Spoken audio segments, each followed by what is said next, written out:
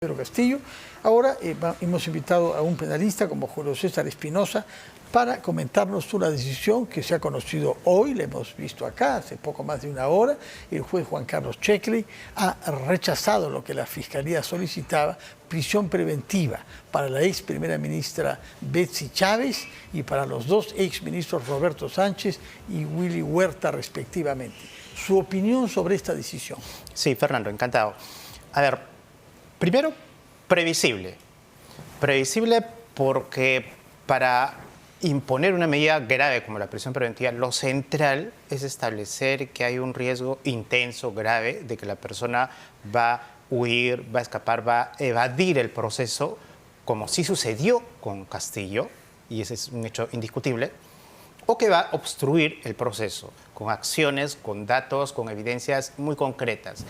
Y yo siento que la Fiscalía ha intentado plantear esos esquemas, ha intentado plantear que suceden actos de fuga aparente o de obstrucción, pero no con la intensidad o gravedad que se requiere para una medida de esta naturaleza. También hay que entender que es una decisión coherente con los propios criterios que ha dictado este juez.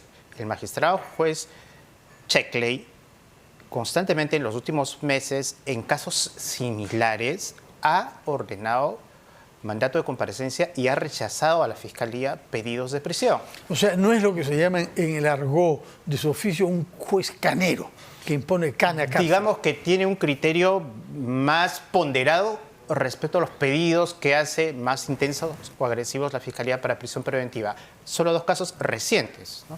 El del exministro Heiner Alvarado y antes el del excongresista Freddy Díaz acusado por delito de violación. Ya, ambos terminaron en la cárcel, sin embargo. Pero la clemencia de Checkley no les tiene mucho. A lo que voy es a lo siguiente. Pienso que esta es una resolución previsible, pero es la primera parte de un partido que todavía está pendiente de jugarse en su segundo momento, que es la apelación. Tanto Freddy Díaz, congresista, como Heiner Alvarado recibieron una decisión como la que acaba de dictar el juez Checkley. De comparecencia. Comparecencia. Rechazó la prisión. Subieron a la Corte en apelación por impugnación que hace la Fiscalía y la Corte, la Sala Permanente de la Corte Suprema, revoca la comparecencia y a los dos les impuso mandato de prisión. Entonces, ¿cómo explica eso? ¿Por qué la Suprema resulta ser, en varios casos, más severa que el nivel en el que actúa el juez Checkley? Ya, es un criterio que se está sucediendo en los últimos meses, no siempre, pero en los últimos meses. ¿Por qué? Porque para la Corte Suprema, esta es una excelente pregunta, ¿no? Para la Corte Suprema los jueces tienen que ser muy meticulosos para valorar lo que ha definido calidad del arraigo, de los arraigos. O sea, no es suficiente que el investigado me diga estoy trabajando en una empresa, sino que ese trabajo sea en una empresa formal, real, sustentable. Pasó con Heiner Alvarado, ¿no? Que según la Corte Suprema presenta un contrato de trabajo y le dicen, oiga, pero usted está contratado por la propia empresa que está siendo investigada en el caso. Sí. Entonces, no tiene calidad su prueba de arraigo laboral. Entonces, la Corte Suprema es muy exigente en esos aspectos, tanto en lo que es peligro de fuga como el peligro de obstrucción. Hay otro símil. El señor Heiner Alvarado también dijo y demostró que se allanó a todo antes del pedido de prisión. Se allanó al impedimento de salida, lo aceptó. Se allanó a que le levanten el fuero parlamentario, lo mismo que la señora Betsy Chávez. Pero para la Corte Suprema, en apelación, cuando llega a este caso... Heiner Alvarado no tenía... impedimento de salida... Y fuero parlamentario, creo que no era congresista, Heiner Alvarado. Ministro, pero en su condición de ministro, ¿no? Sí. Entonces, la Corte Suprema dijo, haber mostrado ese tipo de comportamientos es una señal, una buena señal, pero no suficiente para considerar que esta persona se puede fugar del país o puede obstruir la acción de la justicia. Entonces, ahora, en el caso de Betsy Chávez, el juez le preguntó, ¿dónde vive usted, señora? Porque aparentemente tiene dos direcciones, ¿no? Una en Lima y otra en Tacna. Entonces, sí. Ahí estamos ante una dificultad para definir el arraigo domiciliario. Ese tendrá que ser uno de los temas que va a subir a revisión de la Corte Suprema, ¿no? Como también haber indicado la Fiscalía que el hecho de tener un domicilio en un departamento limítrofe o de frontera incrementa la posibilidad de que la persona pueda eludir la acción de la justicia. Entonces, esos son algunos aspectos, entiendo yo, que la sala de apelaciones va a volver a revisar, incluyendo los otros elementos presentados por la Fiscalía, como el extravío o la no posesión de un primer celular que ella tenía, entiendo, cuando era ministra de Cultura, ¿no? Entonces, esos son datos. ¿Qué pasó con el celular? ¿Se extravió? ¿Se devolvió? ¿Se eliminó la información? Pues yo estoy seguro que la Corte Suprema, en apelación, va a entrar a ser muy rigurosa en revisar esos aspectos. De acuerdo. Ahora, ¿qué pasa con Aníbal Torres? Porque la paradoja es que los tres que hoy han beneficiado hoy de la clemencia del juez Sheckley eran ministros. Y a ese título tienen un estatuto particular. Pero el señor Torres ya no era ministro, era un simple asesor de la primera ministra. ¿En qué se halla en el proceso con Aníbal Torres? Bueno, él está sometido al mismo proceso, pero tiene mandato de comparecencia porque respecto de Aníbal Torres, la Fiscalía nunca pidió una medida grave.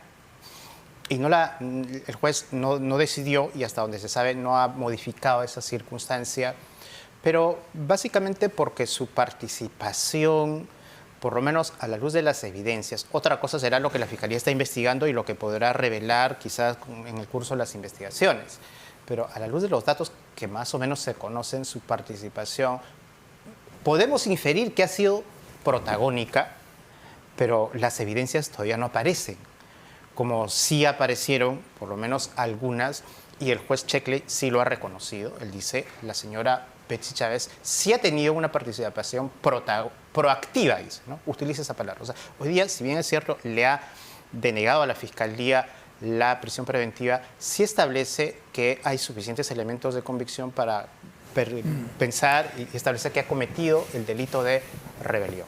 ¿Un abogado como usted tiene el tiempo para ver toda la lectura de la sentencia? ¿O hace que se lo graben y lo ve por la noche en vez de ver programas? ¿Cómo hace? Porque, por ejemplo, en un momento dado yo vi al juez preguntar si el presidente de la época, Pedro Castillo, había dado órdenes, por ejemplo, intervengan a la fiscal de la Nación. Un verbo curioso, intervenir. Así es. ¿No? Entonces, órdenes, ¿a quién? ¿Quién va a ejecutar eso? ¿Cómo interpreta usted esas preguntas planteadas por el juez hoy? Bueno, dos cosas. Primero, que las resoluciones de los jueces tradicionalmente en nuestro país se caracterizan por ser demasiado extensas. Usted compara, por poner dos ejemplos de hoy, ¿no? La resolución de esta, que se ha dictado cerca de 2 horas de lectura, versus, por ejemplo, la resolución que ordenó, que le revocó la domiciliaria a Toledo en Estados Unidos por el juez Hickson. 10 minutos. 2 páginas. No, página y media. Puso 3 ideas, las normas aplicables y su decisión. Entonces, pero acá hay 3 personas, ¿ah? 3 personas y hay un golpe de Estado de por medio. Sí, pero a lo que voy es, hay una cultura que nos viene verbosa, muchos años atrás, porque en el ámbito de la juridicidad y sobre todo en las resoluciones somos demasiado formalistas y creo que eso poco a poco está cambiando, por lo menos en algunos casos. ¿Ya? Pero lo otro es que en el ámbito de este caso específico y por lo que preguntan las interrogantes que hace el juez y algunos puntos sobre los cuales él quiere tener más información son válidas en una audiencia de estas. Revelan que el juez quiere tener información de calidad para poder decidir. Pero también es cierto que el obligado, el responsable de brindar esa información con la mayor calidad y contundencia posible es la Fiscalía. O sea, si la Fiscalía tiene suficientes datos para presentar un caso sólido para una prisión preventiva, pues el juez tampoco tendría que hacer muchas preguntas porque tendría toda la información sobre la mesa. ¿Cuándo calcula usted que puede llevarse a cabo la audiencia en Corte Suprema?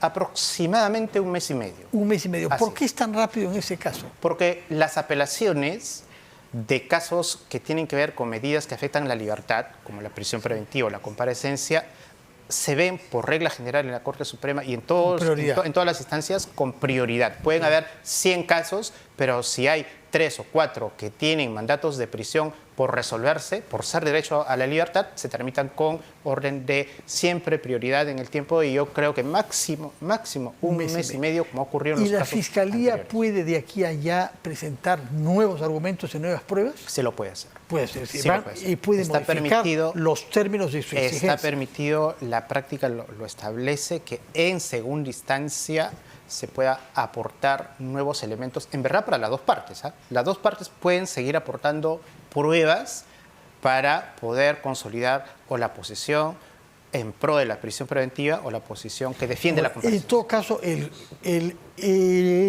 penalista que es usted acepta de base que es inaceptable creer que este golpe de Estado haya sido implementado, decidido y por una sola persona. No, claro, o sea, esta teoría que digamos, siempre la hemos venido discutiendo en los últimos meses, según el cual lo que hizo Castillo es una simple proclama. Como algún eminente colega suyo, penalista argentino, ha Así sostenido, es. ¿no? Con gran influencia. Digamos, un buen esfuerzo de hacer activismo jurídico más que de discutir con O sea que no sería, evidencia. no sería aceptable por un tribunal serio, por un juez serio eso. Bueno, la Corte Suprema ha fijado ya un criterio, ¿no? Al resolver precisamente los dos recursos de Castillo, ya ha fijado un criterio según el cual los elementos del delito de rebelión sí se presentan. Rebelión, de acuerdo. Julio César Espinosa, por lo que veo, está usted invitado dentro de un mes y medio, cuando tengamos la sentencia de la Corte Suprema para conocer su opinión. Encantado. Ojalá que las cosas se hagan con la rapidez que usted lo dice.